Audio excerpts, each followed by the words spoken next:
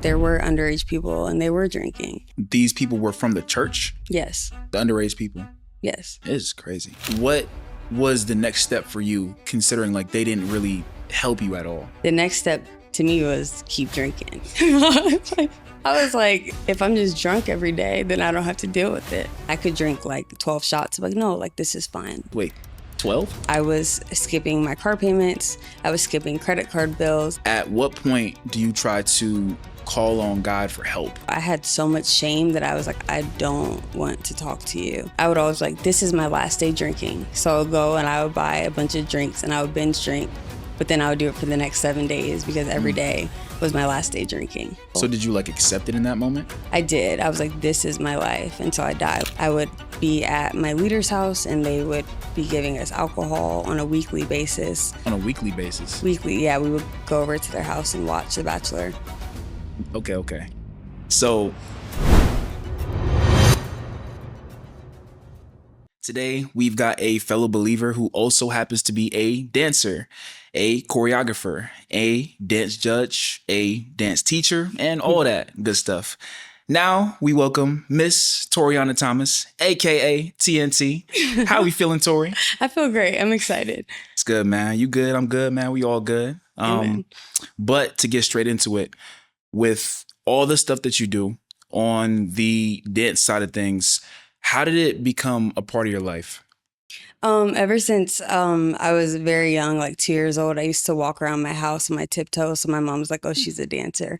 And so as soon as I was potty trained, I was put in dance at 3 years old. So that's all I know. That's all I've spent all my time doing. I've dedicated a lot of my life, outside of Jesus, of course, to this art form. And I love it so much. So I know of some NBA players that had 30 points, 40 points, 50 points in a game in high school or in college. And that was like their moment where they realized that they were just like that guy, you know? I didn't know if it was like that on the dance side of things. So do you remember a moment where you realized like, oh, I ain't too bad at this. Like I can dance, like I can move for real. I wouldn't say necessarily as a dancer, but I think being an adult and being on like the choreographer side, I think when I started getting flown out and booking jobs back to back at 21, I was like, oh, this is like a career. So yeah, I really spent a lot of time building my career from the ground up. I didn't have any connections. I didn't have experience. Like I had to build everything myself. I was kind of like self-trained as a basketball player too. So I get it, like building yourself from the ground up. But when I played basketball, I remember going to shoot around whenever I was like stressed or had a lot on my mind. To this day, it still does create like a small but healthy escape for me whenever I need like an outlet of release. So take me inside the mind of a dancer, whether it's freestyle dancing or you're in competition or whatever the case may be. How does dance help you whenever you're having days where you're just going through it? I think I used to dance a lot and I used to compete a lot growing up through middle school, high school. And I loved it, but I think it was really hard on my self-esteem because there was always someone better than you. There was a lot of competition. It was always hard for me. So I think I really struggle with comparison and really finding joy in it. But I think now that I'm older and dancing for the Lord, yes, I still have my career, but now that I've learned how to worship the Lord in my dance and dedicate my dancing just to the Lord, I feel like I've learned to enjoy it. And it's really helped me to express myself. It's helped me to connect to the Lord in a deeper and intimate way. How were you able to use your gift to dance for the Lord? And how did that even come about? I used to dance here and there at my old church, and like people would come up to me with words like, I see angels dancing with you. I see you dancing with the Lord. And I didn't really know anything about the prophetic. So I thought that they were just being silly. And I don't mean was that. Was it like kind of crazy to you? Yeah, I was just like, what are you talking about? I was like, angels. I was like, yeah, okay, thanks. And I would walk around like, what is she talking about? But now that I've like really gotten to know the Lord and just been more aware of like my spiritual gifting and increasing the prophetic. And now I've learned that like the Lord is in those things and that there is beauty in that. So it seems like God is definitely using you through dance, and it's like obviously a huge part of your calling. How would you say being a dancer has influenced the person that you are today? I think Dance has taught me one, a lot of discipline. A lot of dancers are disciplined. One, it's a time and it's sacrifice. I did not have a social life. I dedicated all of my time in high school to dance, but it's paid off because now I have a career and I get to enjoy my life and live off of this. But it has also taught me how to accept rejection. A lot of this job is a lot of no's. I mean, you audition for things, you try to get jobs, you try to get flown out, and some people just don't want you. And like that used to really hurt my feelings. But then the more I matured, I realized that there is beauty in the no because you don't know what is behind that no. There could be a bigger opportunity. There's been so many moments where I've been rejected, and I remember being so distraught and upset. Like there was a specific time in my career where I had I had like tried to audition one of my dances to get exposed in front of thousands of people. And I just knew I was like, this is my moment. And I didn't get it. And I was like, why would he do that to me? I was so upset. I was like, Lord, I feel like you're hiding me. And I was like, I've worked so hard. And it was one of those times of like, in due season. And I didn't see it then. And I was in the midst of a struggle.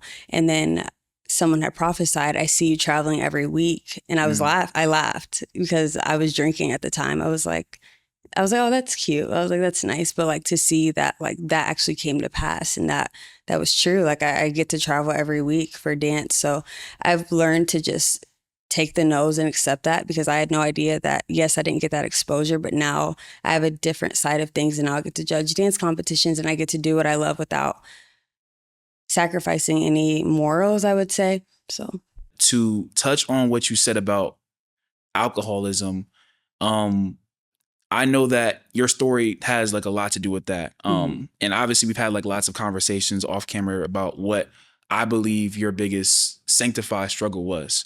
And I believe that your battle with alcoholism was definitely one of them. So to get things clear, you never drank before, but then you had your first drink at a Bible study. no, it wasn't at a Bible study. I didn't drink a whole lot. I think maybe I had like a margarita when I was 19. Like I didn't drink a whole lot, but my very first drink like fully was when I was 21. And so I I'd always gotten called like a goody two shoes in high school and I hated it. They would be like, you're so innocent, you're so good, you don't do anything. And I used to internalize it and felt like I had something to prove. So when I had the freedom to do what I want, I feel like stuff just hit the fan when I turned 21. Like I was going out, I was being exposed to things, and I just was experiencing a lot of things that I'd never experienced. And it gave me a false sense of freedom. So, Yeah, I was kind of the same way. mm, Like growing up, I was in more of like a sheltered household. Couldn't really do much, couldn't really go out. So when I went to college, like I was just trying to do everything pretty much. mm. So I guess for you, what was that freedom like for you? Like, did it feel like freedom? Did it feel like bondage? Like a lot of times Christians can say like everything in the world was like horrible, but Mhm, sometimes they really had fun, realistically. mhm. But how did it feel like for you when you were going out and trying to like live that lifestyle? Like in the beginning, I felt like I was having the time of my life. Like you couldn't tell me anything. I thought I was living my best life. I was going out and getting drunk. I was doing all these crazy things out of state. I was on jobs, teaching all day. Then I'd go get super drunk until 1 a.m. and then I'd get up and teach. And I was starting to like normalize this lifestyle. And I thought that it was so freeing because I'd never gotten a taste of freedom because I'd always been so, I don't want to say sheltered, but I would say it's more of a protection. I feel like God has always kept me and kept me protected. And I stepped out of that protection because I wanted to feel like I was doing something. For me, I was kind of like in my story, in my testimony, kind of like a functioning alcoholic in some ways. Like I remember drinking before hangouts. And this wasn't like just like going to a party. This was just me going to hang out with some friends, whatever the case may be. And they didn't even know. Um, but for me, I remember I wanted to kind of feel like myself in some Hmm. ways. I wanted to rid myself of any anxiety that I felt, and drinking kind of like numb that for me. Hmm. So my question for you is, what do you feel like drinking did for you? In the very beginning, when it wasn't too much of a problem, it was never okay, but it wasn't necessarily like alcoholism yet. I think that it just made me feel, one, less anxious, but it just made me feel like I was having more fun. Like if I was about to go on a date, I would take a shot in the car and then I would just be like giggling and having like the best time. And it was just a lot of partying and thinking everything was exciting. I would drink before I would go to the pool. I would put White Claws in my tumbler. I would drink shots in the car, and then I would go into the movie theater and think the movie was the best thing I've ever seen. Like, like truly, like it added excitement because I never experienced being drunk. Mm. So at what point did you realize like, oh, I got a problem. Like I can't stop. I think I should backpedal and probably tell a story No, go first. ahead, Yeah. So I think it was sometime in 2022. I want to say it was like April or May. No, it was May. And I was at a point in my life in my singleness in which I felt very inexperienced and I'd never had a boyfriend. I wasn't really dating. And so I felt like I needed to catch up. I had a lot of people in my life that were kind of making me feel like I was behind because I hadn't dated, hadn't done X, Y, and Z. And so I was putting this pressure on myself to date. And so I was on dating apps and I went on a lot of dates. It was dumb. Like I didn't need to be doing that. There's nothing wrong with dating apps and dating, but I wasn't in a place to be doing that because I was already kind of drinking a lot. But I had met this man. Well, I wouldn't say I met him. We went to school together technically, but we never spoke. And we met up and we talked. Sorry, let me backpedal. We talked online a lot and then we texted and then we met up. And so we would hang out a lot every night. And then on the last night we hung out and he was like, yeah, I want to see you before I leave. And we were in the car and I was uncomfortable and he was coercing me and pushing me past my comfortability. And it's crazy because I thought that I wanted to experience certain things. And then when I was in the moment, I was like, I don't want to be here. But he didn't care and he took advantage of me and he sexually assaulted me. Should I keep going with the drinking? It's up to you. Okay. Is this okay? Yeah, that's fine. Okay. You sure I'm not like going? Nah, you're Okay. fine. You're fine. I was just trying to tie it all in. Uh-huh. Okay. And so I went in my house and I was so in shock. I was so confused. I felt so violated. And so that was the start of my drinking to cope. So it shifted from, yay, have fun, have a ball. And then it shifted to alcoholism and it shifted to coping. And it became my God. And that is how I fell into it deeper and deeper. So that's a whole lot right there. Because a lot of the things that you experienced when you were trying to put yourself out there to kind of like in some ways be accepted by the people, whether it was going out, whether it was drinking, like it came with a sense of fun and freedom. And that was like the first time where it didn't feel that way. And it was kind of scary in some ways, it seems like. But I was wondering, what emotions were you dealing with at that time? I was blaming myself a lot. I had a lot of guilt. I had a lot of shame. I was embarrassed. I internalized all of it. I didn't want to place blame on him. I was still like, no, he didn't mean it like that. It wasn't that. And so I just felt very ashamed of myself. And so I didn't really tell anybody, and not even my mom. And I was living with my mom. At least I didn't tell her right away. And I was really just super embarrassed. How would you say your view of God was after all that happened? I didn't necessarily view him differently in the sense of his character, but I thought he was mad at me for what happened. And again, because I was feeling so much, I was internalizing it so much that I thought that it was my fault. So I just knew that God was going to blame me. So I just kept pushing him away and I would stay away from him when he was calling on my heart. I purposely didn't allow him to come in. So how did you even try to get help for your own mental state of mind after going through something like that? So at the time I was in church and I was leading a ministry, which is crazy in itself, right? To be drinking heavily and then leading a ministry. And so at my church at the time, there was 8 people across 2 youth ministries. And everything was fine. Everything was great. And then all of a sudden, my pastor fires 5 people. He fabricates a bunch of lies. He blames them. He villainizes them. And that left 3 people across 2 ministries, which is crazy. And I was Mm. like, we need to pause. And he was like, no, like we have to keep going. And I was like, how? Like there's 3 people. And these ministries are huge. This isn't like a ministry with like 3 kids. These are huge ministries. What was his reasoning to want to keep going? Because he didn't want to lose momentum. Mm. He didn't care about the state of how that would affect us. And so because my pastor told me everything that happened from his perspective, which none of it was true, come to find out, I told him, I was like, I feel like I need to confess this to you. I was like, I'm struggling and I'm drinking a lot more than I should. And I think I'm struggling with alcoholism. And he goes, Tori, I don't need to hear that right now. And he literally closed his eyes. He was like, I can't, like, no. You've told me this. I know. Still crazy, by the Unreal. way. Yeah. It's not really normal for people, let alone Christians, but it can be easy in a situation like that to think no one really cares about me. Not even God's people care about me. So I was wondering, did that change how you view church or God in general?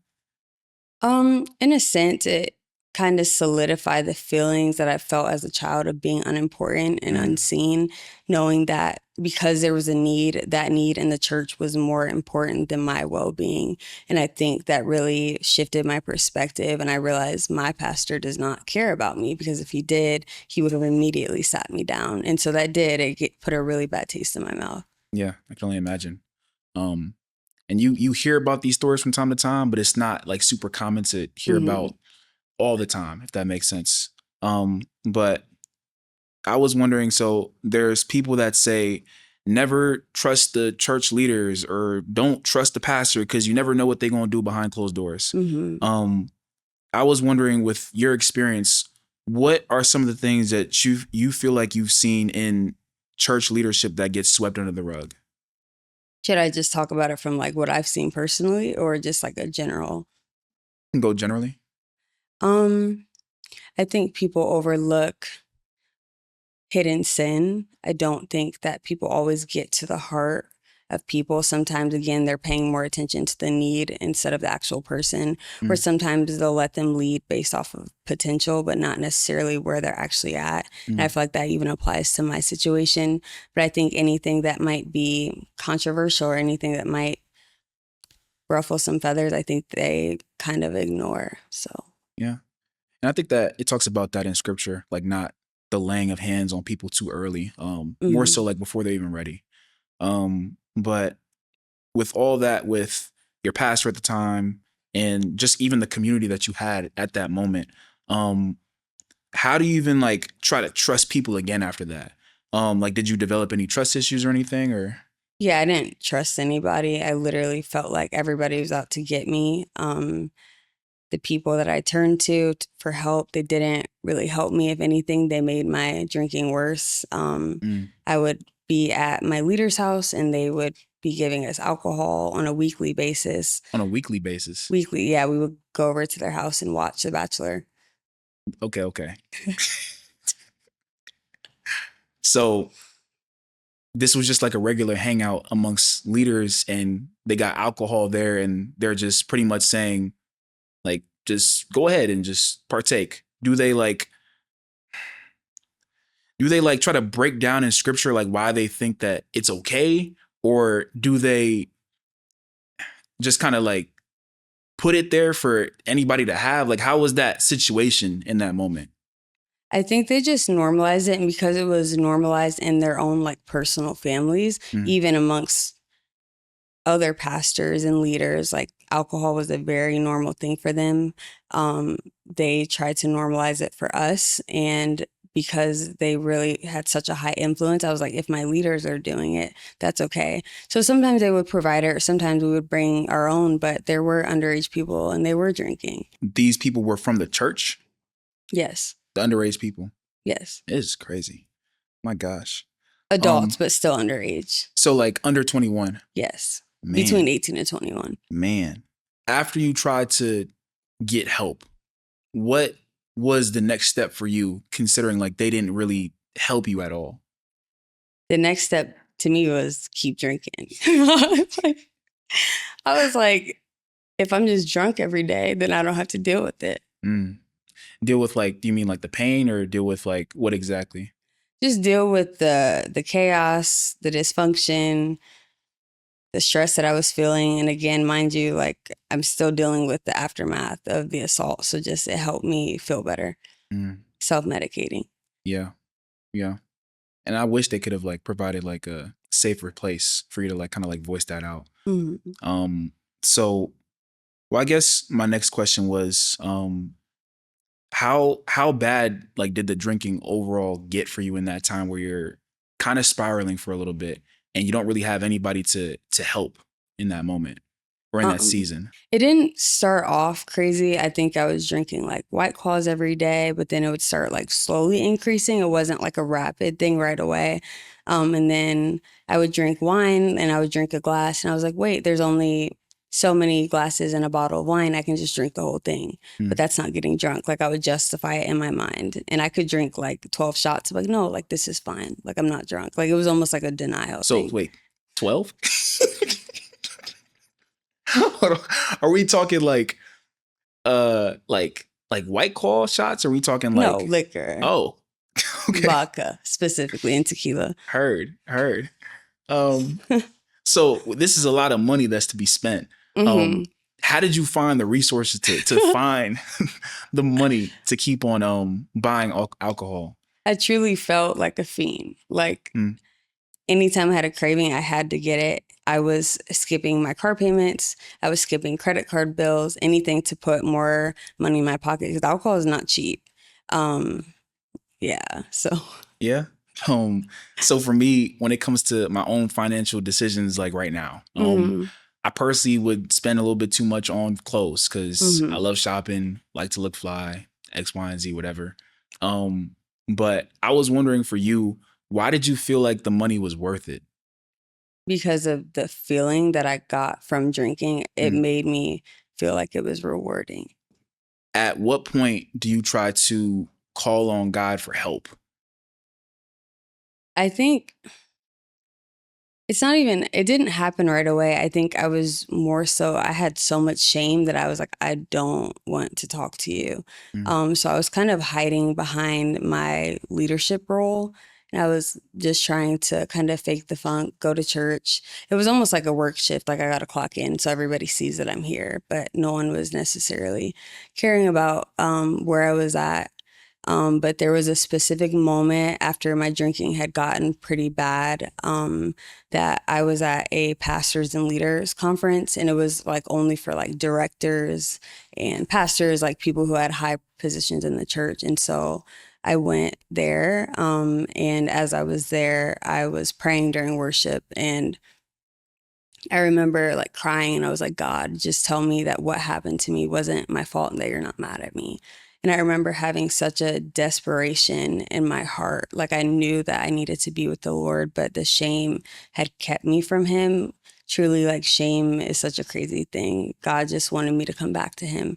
And so during this sermon, it was really crazy.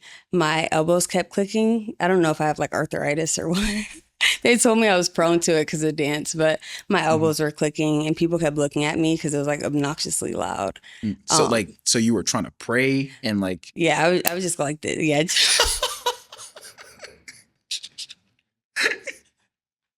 still See, clicking. exhibit A. Yeah. So my elbows were clicking. And after the sermon, they were like, we want to minister to people. And so they're calling different people up. They're like, Susan, Bob, if you're wearing a purple shirt. And I'm sitting here like, yeah, okay. So was this like prophetic? Like if you're wearing a hmm purple shirt, like please come up. Yeah, that was just like more of a general example. Oh, But okay. yeah, there was like prophets up there. There's pastors. I don't Mm. know who these people are. I'm just there for vibes because it was a free trip. So were you sent here like by your last hmm church? I was sent here by my pastor. So my pastor went, I went, and Okay. then like two or three other people that had like high positions in the church Was this before or after you had that conversation with him where you told him like I'm kind of struggling with this? after. So And mind you, there was an open bar at this conference. The wow. church association had a bar and all the pastors were there after. But Wow. I kind of got ahead of myself. No, we're good. I can back it up. Did he check in with you at all? Like, how are you doing? Like you told me this a while ago. I want to figure out. Nah. It's not that. He was like, he hates alcohol. He was like, Mm. there's going to be a bar, do not drink. And I remember I was like, I'm drinking because I felt like it was almost, it was a little spiteful and childish, but I'm gonna do what I want. Like, you don't, like, if he doesn't care, I don't care type of thing. And you told him this? No, I was telling my friends. Oh, okay. I was Gotcha. like, as I'm drinking, just to like, I felt like I had something to prove. Mhm. So why, now I'm just getting curious. Like, why Mhm. did he want you to go into this, like this conference to begin with? Like just to train with, just to train as a leader, just to train in that ballpark of things? Or was this like for your own personal, your own journey with the Lord? Has nothing to do with our journey with the Lord. It was more so, it was all of the people with similar positions. Like I was a youth ministry director, so it was all the youth ministry people, all the pastors, and it was just to help us kind of deepen our skills, I guess, just as leaders, just give us resources, how to. It was very like structured and robotic. So what was the community like, especially the leadership community? I don't really know because I wouldn't say I didn't remember it, but it wasn't anything. It felt like I met a lot of great people within the organization, but it felt like everybody was in their own lane and didn't get in each other's business. Like I don't feel like there was accountability. Like Mm-hmm. clearly not. There was a bar there that everybody was going to, including me. But Mm-hmm. yeah. Okay. Um, so even at this conference, Hmm. man, at this conference, um, are they even explaining what the alcohol is there for with the bar here? Are they explaining like anything biblical when it comes to like why drinking is okay? Like, is there any kind of explanation as to what is going on? Because in a lot of Christian spaces, like it's looked at as a bad thing. And then there's Hmm. like the controversy or the debate on can Christians drink or how much is too much, how much is too little. Like, was there anything like that? Definitely not. Wow. Okay. So you said that you were dealing with like lots of shame and condemnation when it comes to drinking and trying to like balance this life out. Um, I wanted you to go a little bit deeper and talk more about what was the tension like when trying to live for God, but also living with an alcohol addiction. Mm. Yeah, it was a lot of warfare and it was a lot of confusion. And I think it was like which desire was stronger? Was my desire for the Lord stronger? Was my desire for drinking stronger? My desire ultimately for drinking was stronger. So I started to think about how there's like lots of Christians who deal with addiction of whatever kind and feel like they're going to be stuck in it forever, and that there's no way out. So was there ever a moment where you felt like you could never overcome your alcohol addiction? Mm. So yeah, my elbows kept clicking. Then they're ministering to people and a pastor gets on the mic. They were like, there's someone in here whose elbow keeps clicking. Come up Okay, here. wow. They were like, God wants you to come up here. He has something to say to you. And everybody literally was like, because my elbows have been clicking, everybody heard it in the back. Wow. And they wouldn't have heard it because like it's a big ballroom, only the people around me. So the people around me knew it was for me. And I was like, me? And they're like, go. So I went up to the front and I didn't know what was happening. I didn't really know anything again about the prophetic. So it was just kind of like, oh, this is cute. Like, I didn't know what was happening. People are crying on the floor. I still was just like, I don't know what's happening. And then a man walks up to me, and I didn't know this at the time. It was a prophet.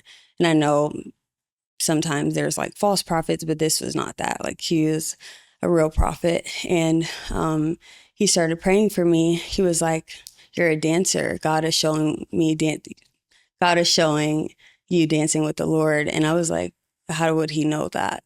And so he continues to minister to me and he prophesied a vision that he had of me.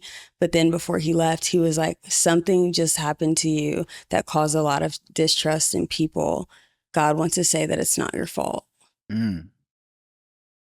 In that moment, how did you feel after he said that? I like everything clicked. Like God is not mad at me and that Mhm. this wasn't my fault. I needed like confirmation because I had struggled with so much shame. So that was the start of a new beginning where you tried to Hmm. actually start to change and remove. Was it? Did you try to remove the alcohol, or did you just try to like do better, if that makes sense? I mean, we could say try. Yeah. Like, for example, like I would always like, this is my last day drinking. So I'll go and I would buy a bunch of drinks and I would binge drink, but then I would do it for the next 7 days because every day was my last day drinking. It's not funny, but it One more is because time, it's Lord. crazy. I literally, and I would tell my mom, I'm like, this is it. And she's like, yeah, okay. So, okay. So, you lived with your mom. Yeah. So what was that experience for her on that side of things, or for the both of you guys together? I think on a serious note, I know it's very hard. I'm sure it's hard to have the child that you birth watching them struggle. And she watched me struggle, and it caused a lot of tension because she loved me so much and she didn't want me to drink, but I didn't understand that. I just thought she was overstepping or crossing boundaries or worried about me and being like excessive. So it caused a lot of tension. We argued a lot.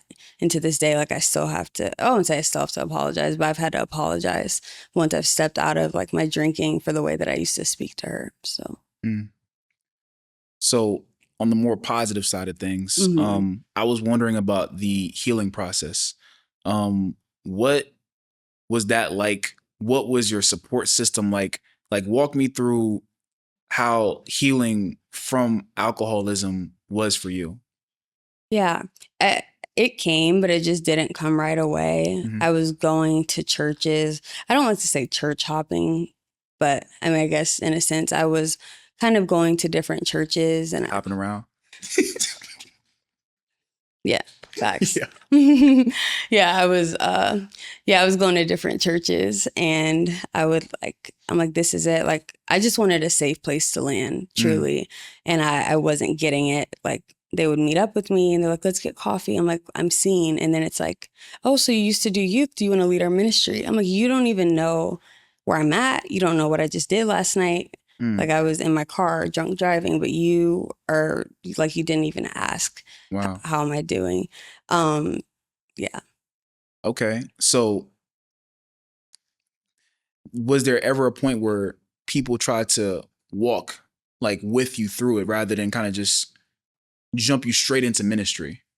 Yeah, I think it took a while. Like, I've been to a few churches. There was one church that said, we don't want you to lead. And I was like, I don't want to lead anyways. Not in like an arrogant way, but I was like, I don't want to. But that church, it was nice, but I didn't feel like I was really growing. I'd kind of just given up. I was like, I'm not going to have a deepened relationship with the Lord. I was like, I'm just going to show up to church, clock in for my Sunday mornings, and then go back to my regular life of drinking. And so did you like accept it in that moment? I did. I was like, this is my life until I die. Like, I was okay with it because it was comfortable for me. It was very comfortable drinking every day, being drunk, not having to face life, not having to face your feelings. And so it was like getting around the time of my birthday, and my birthday was coming up and I needed to get a dress for my birthday. I had no money in my account. I think I had like $20 or $25. And I was like, I have to go to the store. My mom was like, you don't have money. I was like, I have to go to the store. And I felt this urgency in my spirit. I just didn't know at the time that that's what was happening. I had no idea that like God was setting me up for a divine appointment. And so I go to the store to get a dress for my birthday with no money in my account. And some lady comes up to me and she says, Tori, how are you? I was like, I'm good. And she's like, do you remember me? I was like, and I didn't recognize her face because she didn't really come around a whole lot, but I used to lead her daughter. And so she was like, how are you? We talked and she was like, I really want you to go to this church. I was like, no, I'm okay. I'm at a church. She said, no, you need to come here. And I was like, she wasn't taking my no for an answer. And I was starting to get annoyed because I'm like, why is she pressing this so heavily? And she was like, you're at a church, but you don't have community and you need community. And so she was like, there's this lady I want you to talk to. She kept calling her Zaina. So I had her number saved as Zaina for like a month. But and so she puts Zany, which is my pastor, well, our pastor, puts Zany on the phone, and Zany ministers to me in the middle of this dress store. And so that urgency that I was feeling was God setting me up to step into a healing community. And so she was like, we're having a revival night, come on Thursday. And I had gotten out of work late on this night, but I was like, she's like, are you still coming? And so I went to church that night for the revival night, and I called her and I was like, I'm here. And she like walks out to come find me. She walks me into the church. Everybody is worshiping. They even had prophetic dancing, which I had never like seen that before because I came from such a stick figure worship type of church. Like everybody just like this. Yeah. And that's not shade, but that I know genuinely, what you mean. like yeah. it was very stiff. Like they don't really move around a lot. Not a Mm-mm. lot of zeal or passion, whatever the Mm-mm. case may be. Everybody just kind of stand by. So Yeah. I mean, it works in some cultures, but Yeah. But, and someone came up to me and they were like, are you a dancer? And I was like, how would you know that? And they were like, the Holy Spirit told me. And they were trying to encourage me to go up on stage to dance. I was like, I'm not. Like, I was like, I'm not doing that. But I just felt like in that moment, I realized I was like, this is where I'm supposed to be. I just didn't think I wanted to accept that yet because I knew that coming into a community meant accountability. And I hadn't had accountability for months, right? I tried to seek it out for so long and I didn't get it. So I kind of gave up on it and accepted this as my life. So how did that community start to help you with your process moving forward? Yeah, I think it got to a point where I was showing up to like our small groups or our large groups, I guess you would say, for like Bible studies and whatever the case was. And I had met specifically a few people, but Zany was very heavily involved in my life, and then Sarah as well. Okay. So no one likes to be seen in process by other people. No one wants to be seen struggling by other people. Everybody wants to have the finished version or product of themselves seen by other people. But through all of your struggles to recovery, how did you get past the more embarrassing moments where you kind of had to let people see you in some of your worst moments? It was really hard to kill my pride. I was so embarrassed and I really tried to hide it. And I remember Zany met up with me for the first time, and it was crazy because we were at a coffee shop and we were like literally shoulder to shoulder with people, and I'm like telling her like all these crazy things, and I'm sure everybody's hearing my conversation and thinks I'm nuts. But we were just talking and I was like, I drink every day, but like I'm non-alcoholic. And she was like, yeah, like, Zany. She's like, let me love you with this, and we were talking and she said, just because they can doesn't mean that you can. And so I realized in that moment, I was like, oh, this is accountability. And I actually am going to be held accountable for my drinking.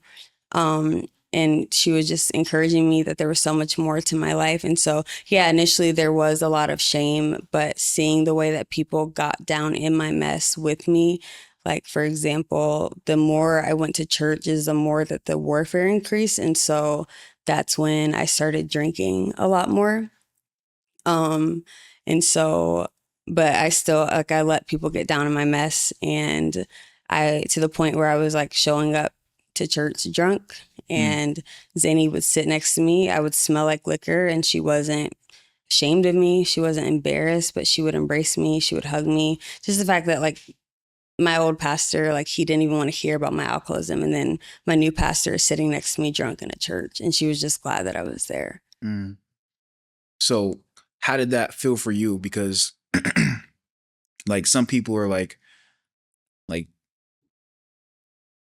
don't get too close, because I've experienced what getting burnt or getting hurt feels like. So I don't even want you guys to help. Or was it more so like a warming embrace, like finally people are caring for me? Like what was that process like for you?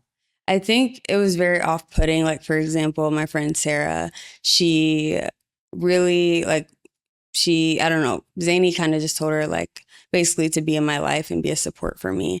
And she would come over to my house and I would show her all the bottles that I've been drinking. And we talked about how I was going to get sober. She leaves my house, I'm drunk, and she's taking me to small group. And I was like, and I remember I looked at her, I was like, why are you doing this? I was like, I don't know. I was like, I basically like, oh, what do you want from me? Because I wasn't used to people being sincere like that and truly like laying down their life for me the way that Zany and Sarah did. So them trust issues started to like kind of come back up a little bit. Okay. What was their response to Well, let me ask this first. Like, was there ever moments where um you kind of pushed back on them, where like you're feeling these trust issues and you're like, well, I don't want you to help. So like leave me alone. Like how was that process like for you? I would say I did try to push them away a little bit, not necessarily right away, but I think the deeper we got into the relationships and the more like they saw me and like truly saw me and saw what I was going through, I didn't know how to accept the love. I didn't know how to be loved. I didn't know what to do with it. I always thought that there was some sort of like ulterior motive behind it. Mm. But I think the more that I started to open up my heart truly to the Lord and start to surrender things, the more I saw that they genuinely loved me and they just wanted to see me in a better place. Amen. Shout out to Zany. Shout out to Sarah, man. Shout out to Sarah. But so some Christians ask, how do I know if I'm really free from my addiction? Especially if they go a period of time without it and randomly crave it again. How did you know when you started to truly heal from your addiction?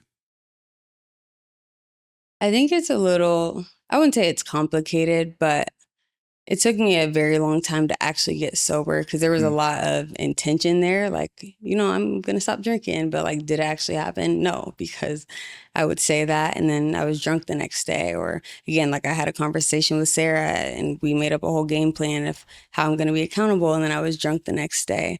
Mm. Dang, I lost track of the question. I was Um, going somewhere, but I no, you're forgot. good. I was asking like, how do you know when you started to heal from your Mm, addiction? I think I think it took me having like a big, like a wake up call, I would say. I remember being in Zany's living room and she was like, if you don't stop drinking in 6 months, you will die. And I was like, okay. And I was so scared. And I think that was the first time I truly felt the fear of the Lord. And so I had went to rehab. I thought that rehab was going to solve things for me, but it didn't. If anything, it made it worse. They had me sedated the whole entire week. I had a roommate coming off fentanyl. Like it was just a lot happening. And so I got out and I relapsed and I just continued to drink heavily. And then there was one specific night that, like I said, the 12 shots, I had 12 shots, but with that, I chased each shot with more alcohol. So I would chase it with Mm. like a White Claw or, Cutwater margarita. Did you like the taste? Like, did it taste good or? Yeah, but I started to hate. That's how I knew it was really a problem. Is I started to hate like because people like the cute drinks like margaritas and stuff. I used to start to hate that, and I just wanted liquor. Like I craved Mm. liquor. I don't know if this is crazy. So like, do you mean like the dark ones? Because dark liquor is typically like the more Hmm. nastier one, but I think light one is what Hmm. people typically like. Um, Yeah, it it, was it light. was just, oh, okay. Okay, Yeah, it was gotcha. specifically vodka. Like I craved the taste of hard liquor. Like I Mm. didn't want the White Claw was just more to so I could feel more than what the shot was gonna give me. Mm. My tolerance was so high. Yeah, yeah, for sure. For sure. Um, So I can continue so I no, can you're good. You're good. hone it in. And so I drank the most I'd ever drank. I got behind the wheel, which is like reckless in itself. Like God truly looked out for me. And I continued to drink and I passed out and I woke up and I couldn't move. I couldn't breathe. It almost felt like a paralysis, but it wasn't, I don't think it was spiritual. It was genuinely like a withdrawal. And then the Lord later revealed to me that I had a seizure because I remember like passing out and I had seized. And I just remember him telling me that very clearly. And so I woke up the next day and I went to the ER because I couldn't really walk. Like I stumbled into my car and I wasn't drunk anymore. But I went to the hospital and we they checked me out. They were like, so you're going to go back to rehab, right? I was like, no, I'm not going back there. And they kind of laughed at me and they treated me like a junkie. And I heard them talking about me. Mm. And so I think for me, that was probably one of the most humbling moments of my life. And so I went home and I cried, but I was still kind of on a sedative. And I went to church that night and Zany prayed for me and she was like, you're playing Russian roulette with your life. And so that for me was a wake up call. So I went to bed, and once I was very sober, I cried to the Lord and I repented and I turned away from that. Mm. And so going into just like the healing, I think I realized like alcohol had nothing else to offer me. And I realized like I had no choice but to move forward in something else, or I wouldn't be here to experience any more life. So you've had like lots of spiritual experiences, especially with prophecy, people Hmm. speaking over your life. Um, and I know that you had like a little bit more spiritual experiences in the means of deliverance and hopes to be like free from alcoholism. Walk me through what that experience was like for you. So yeah, we went to a conference in our sister church, which is in West Virginia. We went to a conference, and I was probably like sober for like 3 weeks. It hadn't been a very long time. And I really wanted to stay sober, but the cravings were so bad. Like at any moment I could have went back to it. And I did. I tried multiple times, but Sarah really like was there for me and held me accountable. Shout out to Sarah, man. Yeah, shout out to Sarah. Um, um, and so Pastor Zany was like, you need to go to so and so and get prayer from them. And so I got prayer from somebody else. She said, yeah, but go to the people that I told you to go to. And so I go to them, and they pray for me. And I told them, they were like, what do you want prayer for? I was like, I want to be delivered from my alcoholism. And so they prayed for me, and she just said, no, sorry, the pastor said, look into my wife's eyes. And they started rocking me back and forth. And I felt the spirit come out of my body. Mm. So it was like more so in out of body experience as you were like rocking back and forth. Hmm. What would you say to Christians that want to get delivered, but Hmm. are still kind of like unsure about what that looks like? Yeah, there's just so much freedom on the other side. I think it's very scary to be in those unknowns, but truly there's some things that only, well, all things, but just some things that only the Lord can take you out of. And the only way to get out of it is to go to the source. I think even for me, I was trying to like help myself, but I couldn't because I was a drunk. And so I really had to just look to the Lord and not go elsewhere, and really just lean into the deliverance just so that I could have something new and not be stuck where I was. Mm. Okay. So I know that this is definitely um this is like progressed to where you're able to help people now that are Mhm. going through alcohol addictions and want to embark on this process of sobriety. Um, how did you get to that point to where you're able to like walk step by step with people? I think the deeper I got into my sobriety, the more I felt that I wanted to be public about it, only because I wish that I had someone that had been through that specifically to lean on. Mm. I'm very thankful for the support I had. I think it's hard because people can't fully understand if they've never like been an alcoholic. And so I was 2 months in, and my friends celebrated me. They took me to a park and brought me cake. I'd never been celebrated before. I was like, 2 months, but they were acting like this was like the greatest accomplishment, and it really encouraged me. So I went to social media and I posted that I had been abusing alcohol for the past year. And the response that I got was like beyond what I was expecting. People to this day reach out to me like, how did you do it? How did you get sober? And in that I can just point back to the Lord. Mm. So you've talked about healing from you've talked about healing from one addiction, but there was a second one that we've discussed off camera in regards to purity. Hmm. So I want to talk about this in a real but respectful way. Hmm. My first question is, what was that struggle like for you? Yeah, that door was open very young. Yeah, it was opened at a very young age because I'd been abused. And so that was something that I had always struggled with. Porn and masturbation had always been, it was normal to me, like from a child all the way up until my adult years. And so it was such a struggle, and it was normalized to me. Um, how do you navigate the struggle of I'm a Christian, but Mhm. I have these sexual thoughts that won't seem to leave. I think it's more like, I think for me, a big thing was just, yes, going to the Lord, but also exposing it. I think that is a sin that a lot of people do in private. It is sometimes people feel embarrassment or shame from it, but it got to a point where I was like, I actually have to like open up about this and expose this thing. And so I was accountable to somebody, and that really helped me to let go of it. Like it was to the point where we had to do like passwords for certain social media apps, passwords for websites. Like it was to that point because I felt like I didn't have like a grasp on it. What is your opinion about the people that say women don't struggle with porn? It's only a man thing. I just don't know where that comes from. Yeah. I'm like, I would love to have like some elaborate answer. I don't know where that comes from. We're all put with the same desire. You know, God gave us a desire. I really don't know where that comes from. So Mhm. So how did dealing or how did struggling with lust affect your walk with God? it was starting, if anything, it was just, don't they say that that's a sin where you're sinning against yourself? Mhm. Yeah, I think it was causing so much harm for me that it was pulling me away from my walk with the Lord. Um, so yeah, it was pulling me away.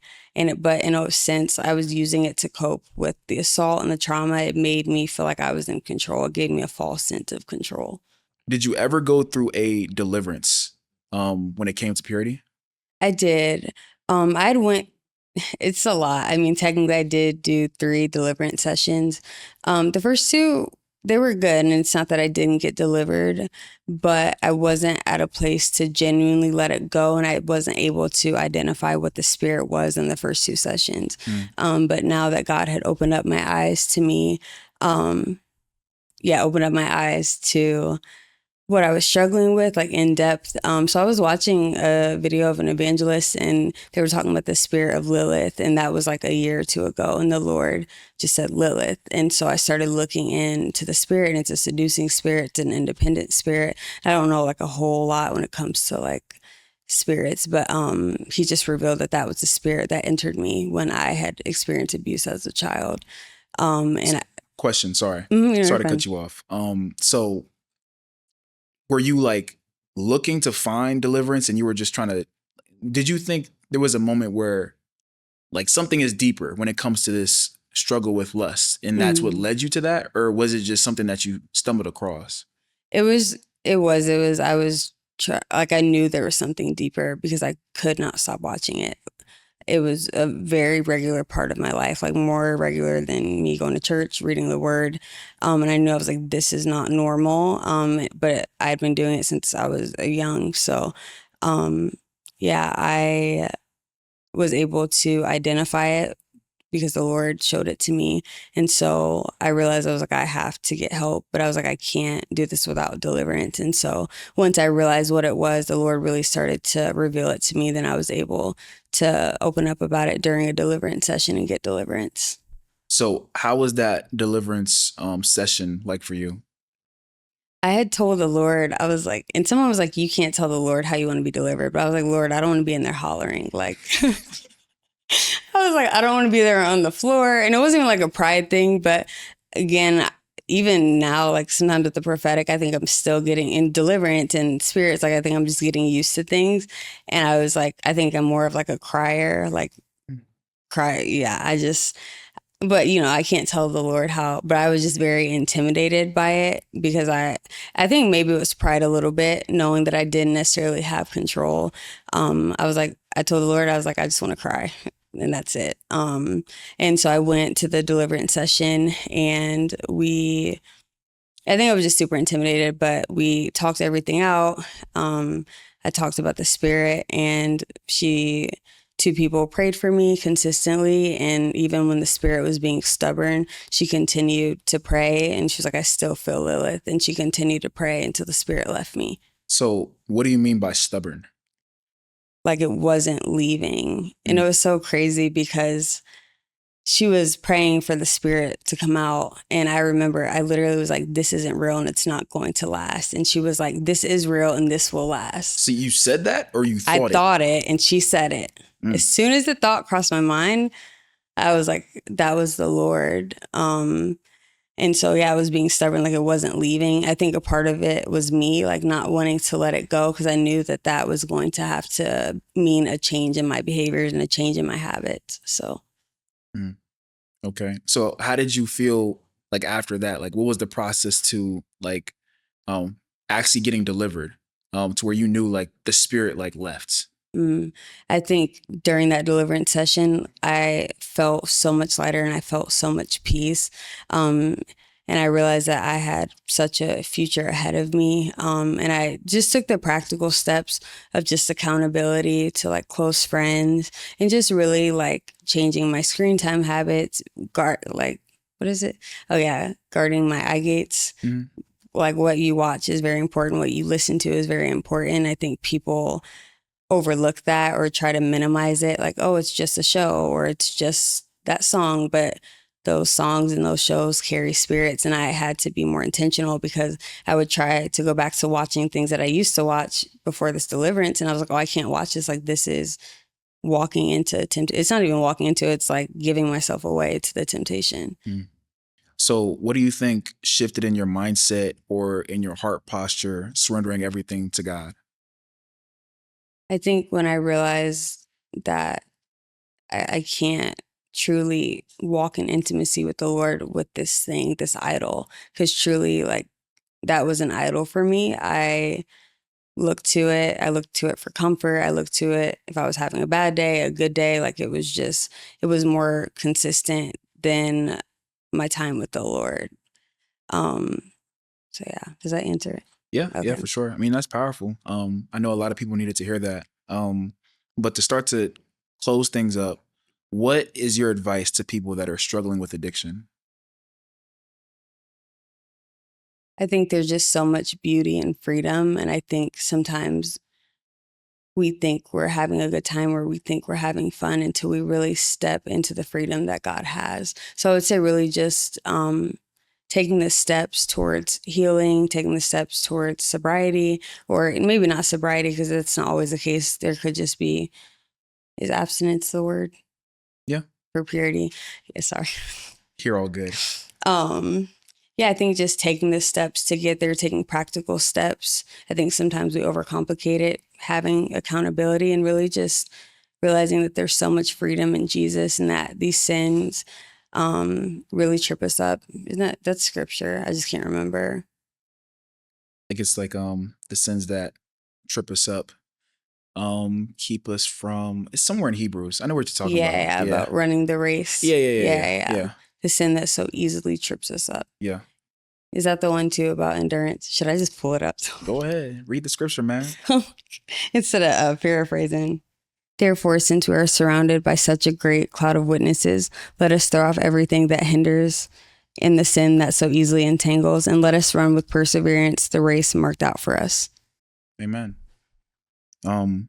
So, I mean, with all the things that you've gone through, I love the fact that you own your story and continue to testify about God's goodness despite everything that happened.